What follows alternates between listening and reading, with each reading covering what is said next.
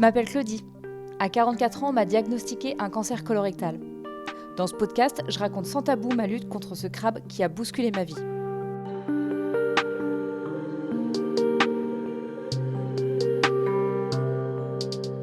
Épisode 2, les premiers symptômes. La difficulté de déceler les premiers symptômes quand on est une femme, c'est qu'on peut confondre ces symptômes-là avec ce qu'on peut parfois ressentir, notamment lorsqu'on a ses règles. Je ne suis pas quelqu'un qui va facilement voir le médecin. Donc, ce qui m'a vraiment alertée, c'est ce jour où je me souviens encore, on était allé se balader, courir. Et au bout de 10 minutes, alors que je suis vraiment quelqu'un de sportive, si vous l'avez écouté dans le premier épisode, j'adore bouger, je vais à la salle de sport, je fais du roller, du skate. Enfin voilà, je suis vraiment quelqu'un qui a besoin de tout le temps bouger. Et là, au bout de 10 minutes de footing, je me souviens encore comme si c'était hier, je m'arrête parce que je suis vraiment essoufflée et j'arrive plus à respirer. Et là, je commence à me dire, il y a quelque chose qui ne va pas parce que si je ne suis pas capable de souffler, vraiment, je ne me sentais pas bien. Je suis obligée de m'arrêter, de continuer en marchant. Je me dis, je vais aller voir le médecin. Donc, je vais voir mon médecin. Alors, forcément, il y a d'autres symptômes. La difficulté pour le cancer du côlon chez la femme, c'est que les autres symptômes, je pense, on n'y fait pas beaucoup attention parce que quand on est une femme, du sang dans les selles, ça peut arriver quand on a nos règles, etc., de ne pas voir la différence. L'autre symptôme, c'est d'avoir des douleurs au niveau du côlon. Donc moi, c'était à droite. J'avais de temps en temps ces douleurs-là au moment des règles aussi, quand j'avais mal, notamment au niveau des ovaires. Donc c'est quasiment au même endroit. Et puis, dernière chose, c'est la problématique de transit. Moi, il faut savoir que je suis quelqu'un qui est assez fragile au niveau de l'estomac. J'ai toujours eu dès que je mange quelque chose qui n'est pas bon, en général, ça se termine en diarrhée. Et puis, quand vous avez fait 1 an de tour du monde, vous savez que forcément, vous aurez des dérèglements au niveau de l'estomac et de l'intestin. Donc, ça m'arrivait d'avoir des périodes, effectivement, de diarrhée ou de constipation, mais je m'en suis, encore une fois, jamais inquiétée. C'est finalement quand j'ai décidé d'aller voir mon médecin qu'on en a parlé, que je lui ai dit effectivement ce que je ressentais. Je lui ai dit également que je me sentais, c'est vrai, fatiguée. Mais dans la période de octobre, novembre, c'est l'arrivée de l'hiver. Nous, on avait des projets dont on reviendra dans les prochains podcasts. Donc, j'avais pas mal de choses en tête, ce qui faisait que j'avais un mauvais sommeil. Vraiment, je dormais mal, je me réveillais dans la nuit, j'arrivais pas à me rendormir. Et donc, je prenais pas ça pour de la fatigue qui était liée à autre chose que mes nuits finalement incomplètes. Le premier symptôme, ça a été la fatigue. Oui, la fatigue, on va dire. Et quand il m'a demandé, ce médecin, si j'avais d'autres choses et qu'il a commencé à me dire, mais au niveau du transit, de l'estomac, vous êtes comment, etc., qu'il m'a questionné, c'est là où il m'a dit, écoutez, on va faire comme une prise de sang, on va voir ce qu'il en est. C'est là que je me souviens, là aussi encore, je vais faire ma prise de sang. Le lendemain, j'ai les résultats en début d'après-midi. Et là, j'ai un coup de fil, je vois le nom de mon médecin qui s'affiche et je dis, tiens, mon médecin me rappelle. C'est pas bon signe, en général, quand un médecin vous rappelle après une prise de sang. Et là, je me souviens que mon médecin me dit, vos analyses ne sont pas bonnes. Vous êtes en très forte anémie, je ne sais même pas comment vous tenez encore debout. Là, vous manquez de fer, clairement, et je vous prends rendez-vous avec une gastro-entérologue que vous allez rencontrer la semaine prochaine. Je vous ai obtenu un examen dans une semaine. Est-ce qu'au moment de la première consultation, il a commencé à te parler déjà de cancer ? Pas du tout. Non, pas du tout. Lui, c'est juste, il y a un mauvais résultat, je suis en très forte anémie. À aucun moment, il me parle de ça. Et toi, manque de fer, ça ne voulait pas dire grand-chose non plus, quoi. Rien du tout. Moi, je tombe un peu de l'armoire en me disant « Ah ouais, je me sens fatiguée, mais je suis toujours au travail. » Enfin, quand ça arrive, je suis en réunion de travail, donc je suis en train de travailler. Et à aucun moment, d'ailleurs, je me suis arrêtée. J'ai juste ce rendez-vous qui doit être fait en urgence, qui me questionne un peu. Et je me souviens encore de ce rendez-vous où je ne suis pas reçue d'abord par la gastro-entérologue, je suis reçue par un remplaçant. Et comment ça se passe ? Eh bien, ce remplaçant, il me pose quelques questions, il me demande comment je me sens, il palpe au niveau de mon ventre, j'ai quelques douleurs. Et là, il me dit, oui, on va programmer des temps pour que vous puissiez récupérer ce fer. Et notamment, on va vous faire comme une transfusion. En fait, il parle au départ d'ailleurs de transfusion de sang. Et puis de réinjecter des poches de fer. Au moment où j'ai ma première poche de fer, je vais avoir et transfusion et poche de fer. Et je me souviens encore de ce moment-là, j'étais assise dans le siège, j'attendais mon tour. Et au moment où ça démarre, l'infirmière reçoit un coup de téléphone. C'est la gastro-entérologue qui lui dit non, elle est trop jeune, elle n'a pas besoin de transfusion. On ne va pas lui faire, vous lui faites seulement une poche de fer.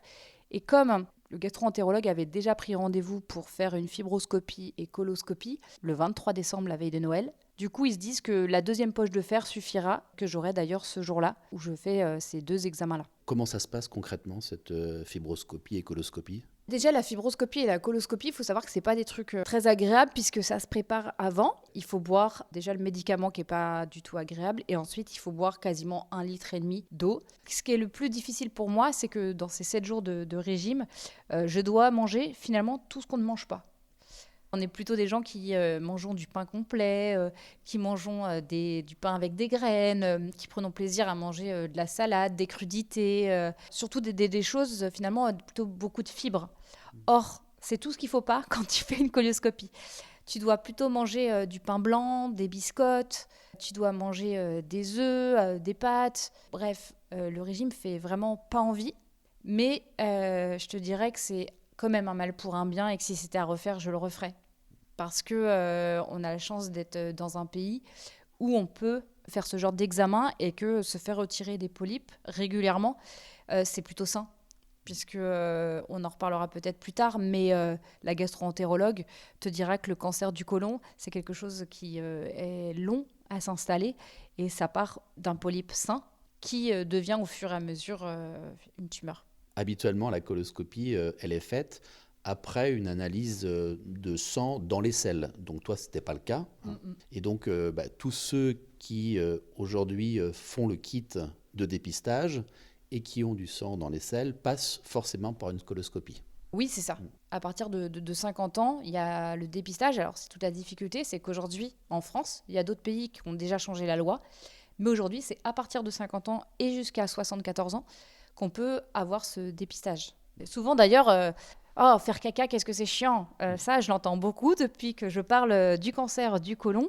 Et finalement, il n'y a que cette prévention et le fait de l'annoncer comme moi j'ai pu le faire, que ça déclenche finalement quelque chose chez les gens qui se disent « Merde, c'est le cas de le dire, je vais peut-être quand même le faire, ce petit dépistage, ça ne coûte rien et ça m'évitera peut-être un cancer moi aussi du côlon. » Alors venons-en à la coloscopie, comment ça se passe ? Donc j'arrive, je dois ôter déjà tous mes piercings, etc. Alors ça, les opérations pour moi, c'est un peu délicat parce que j'ai des piercings, qu'à chaque fois il faut les ôter. Normalement, il faut ôter aussi ces vernis. Enfin bref, c'est des choses qui sont chiantes, faut le dire. Et je me souviens que au moment du réveil, quand je suis dans la salle donc de réveil, la gastro-entérologue qui m'a fait les examens, elle vient. Et avec le recul maintenant, je me dis, je perçois autrement son message et ce qu'elle me dit. Elle me dit, voilà, donc la fibroscopie s'est très bien déroulée, parfait.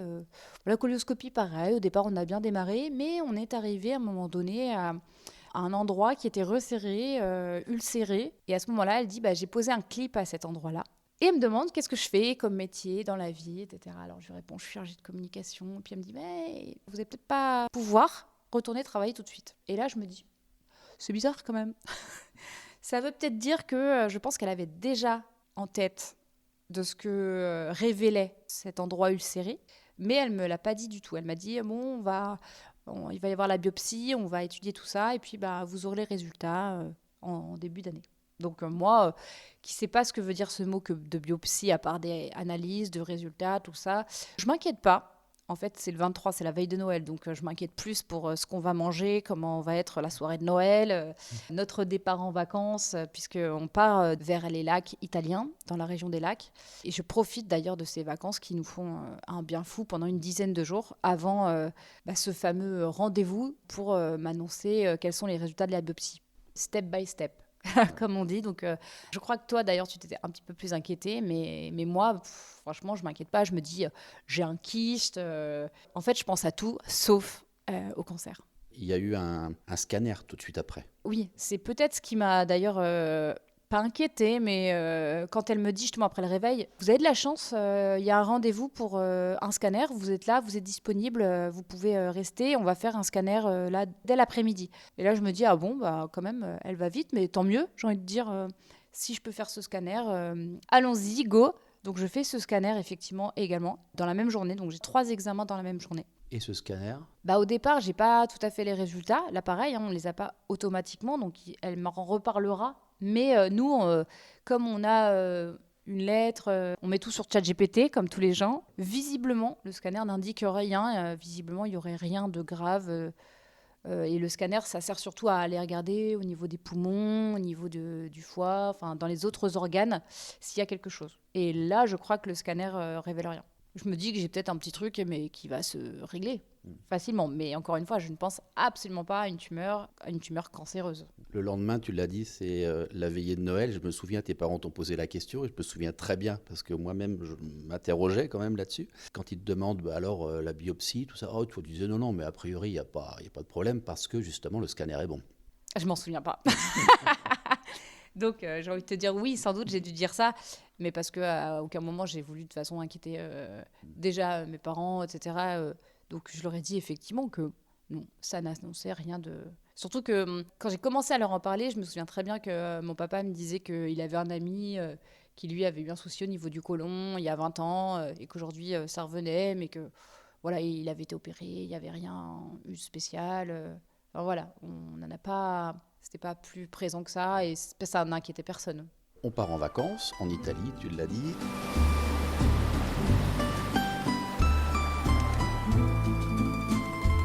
Pendant les vacances, est-ce que tu t'interroges sur tout ça? Tu as des peurs, des inquiétudes?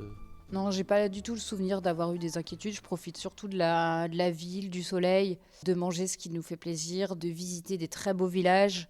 Donc non, c'est vraiment, en plus on fête le Nouvel An, je me souviens, on fait des projets, on parle de la suite, même si d'ailleurs je crois quand même me souvenir, je me dis, voilà, ça dépendra aussi de ce que dira la biopsie, etc. Donc tu étais peut-être un petit peu plus déjà réservé que moi, mais moi, non, à aucun moment, j'envisage 2026 avec la concrétisation des projets qu'on avait en tête. Et ton état de santé à ce moment, est-ce qu'il y a toujours de la fatigue après les poches de fer? Est-ce que tu as des douleurs? Qu'est-ce que tu ressens en fait? Non, ça va mieux. Les 2 poches de fer, elles m'ont fait beaucoup de bien. Vraiment, je ressens d'ailleurs plus de forme physique. On peut faire des randonnées et je me sens jamais fatiguée. J'ai plaisir à manger. Ça aussi, j'ai jamais eu une perte d'appétit. Ça, souvent, les médecins me demanderont vous êtes comment au niveau du transit, etc. Est-ce que vous avez faim? Est-ce que vous avez perdu de l'appétit? Franchement, non. J'ai le souvenir d'avoir toujours eu envie de manger. À aucun moment, je crois que je t'ai dit oh, j'ai pas d'appétit. Non, j'étais toujours aussi gourmande et je crois que c'est ce qui fait la force aussi aujourd'hui, c'est d'avoir un peu ce côté d'être très gourmande et de m'écouter quand même. Mais non, j'ai bon appétit et je me sens plutôt bien. Et le rendez-vous pour les résultats de la biopsie est programmé pour début janvier, quoi. Alors oui, et là, Dieu sait que je vais pouvoir m'en souvenir facilement, puisque les résultats, c'est à la date du 6 janvier, et que le 4 et le 5 janvier 2026, si les gens s'en souviennent, c'est un épisode neigeux sur Nantes. Donc moi, en fait, quand on revient, je panique un peu en mode, je vais pas pouvoir aller à mon entretien.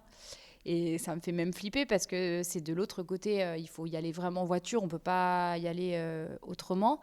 Je me souviens même appeler mon médecin pour lui dire est-ce que vous pensez que je dois aller à cet examen ou je peux le reporter parce que je vais pas pouvoir y aller quoi. Et là, je me souviens de la réponse de mon médecin si vous pouvez y aller, allez-y quand même, je pense que c'est important. Ça veut dire que lui savait déjà que le cancer était diagnostiqué. Ah oui.